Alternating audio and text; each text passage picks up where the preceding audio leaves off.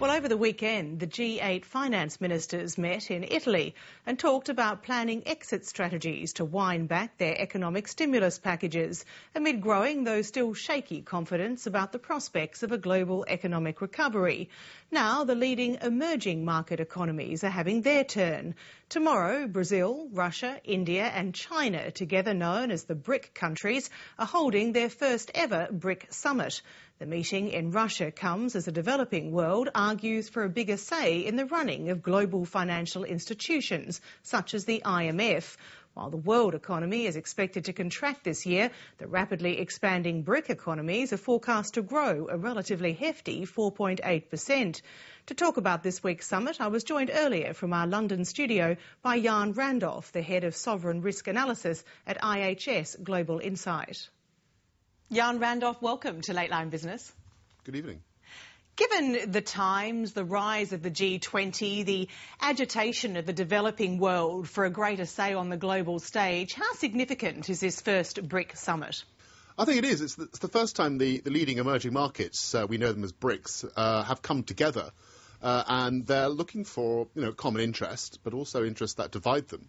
But their main focus is the international financial order and the international economic order. It doesn't necessarily suit them. And this is why they've held this very first summit together to look at ways in which they could boost their influence in institutions like the IMF, but also make proposals about the financial economy, basically. When you say that the international institutions don't suit them, these institutions like the IMF were designed more than 60 years ago. What do the emerging market economies want?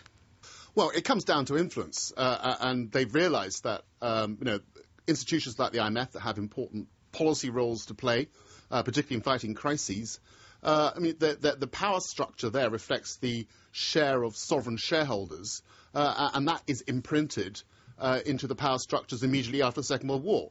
Since then, we've had the growth in emerging markets, are much more influential on the global economic scene, contributing a lot to growth over the last few years, and still some of them still contributing to growth, like China and India. And they're saying, well, we want more influence, and one of the ways they've been looking at that is buying up IMF bonds, which are denominated in the special drawing rights and not dollars. And they're going to buy these bonds and become important creditors to the IMF, and that might buy them influence. And buying these bonds at the expense of buying US debt, US treasuries, which of course China has been so prominent in its role in funding the US deficit? Yeah, I think we have to read this strictly as buying influence in the IMF. It's positioning themselves. It really isn't an alternative to the purchase of US treasuries. The US treasury market is so much bigger. It runs into trillions of dollars. And what we're looking at in terms of IMF bond new issuance, it's a couple of $100 billion. So it's token, but it really represents their ambitions, the BRIC ambitions within the IMF. At the same time, though, how do you read the comments, not just from the Chinese, but also the Russians, when they talk about diversifying their foreign exchange holdings and when they talk about potentially perhaps challenging the US currency as the global foreign reserve currency? I mean, do you take any of that seriously? Is there any attempt to try and lessen the power of the US currency? Well, there's a certain amount of understandable frustration on the part of China, India, Russia and Brazil. They're locked into a system where they've grown into a system, rather, which has been very dollar-based, dollar influenced. 65% of all foreign exchange reserves are denominated in trade.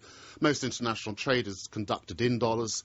We live in a dollar world, and they're seeking ways of getting out of that, but they're finding it incredibly difficult. There really isn't an alternative to, for example, a reserve currency to the dollar, except perhaps the euro. But there really isn't any alternative. If you build up so much foreign exchange reserves, there are only a limited number of markets you can invest in, and the importance of the dollar is ultimately a reflection of the size of the US economy and its huge depth and breadth in its financial markets. And at the centre there, you've got the US Treasury market, the most liquid financial market of them all. And really, there's no other option for the time being than the US Treasury market. But they will be looking at alternatives on the side as they emerge. But it won't replace their investments in dollar assets. And that money that's invested in the US, is it potentially at risk if this massive deficit is not wound down in a reasonable period of time, if there is an inflation surge? It's a good question. I mean, it worries all creditor countries. Germany at the G8 conference this weekend. It's not just China. The creditor countries, being creditors, they're worried about their assets, and if it's debt or bonds, then the value of that can be eroded through inflation.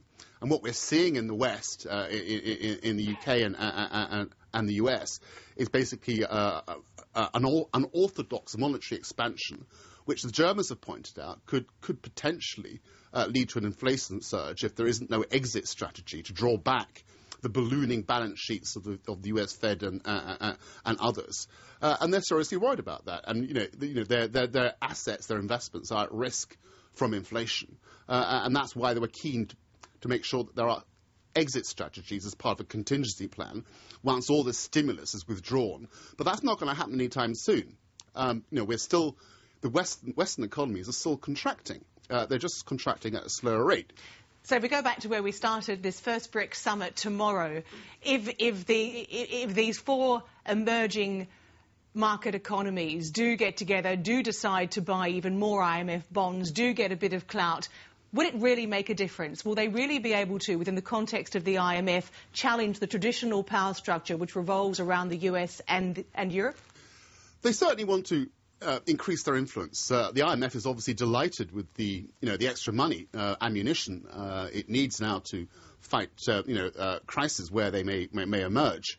But it is part of their growing influence. They're staking their ambitions in institutions like the IMF and World Bank, and they're putting down the money now. They're buying IMF bonds. Eventually, they may reopen the question of sovereign shareholderships within the IMF. But that's a very, very, it can create a lot of conflict and tenseness. But there is a lot of sympathy for the fact that, the likes of India, China, Brazil are so much more important in the global economy, and they should have their fair share of influence within these institutions. Jan Randolph, many thanks for your insights. Thank you very much.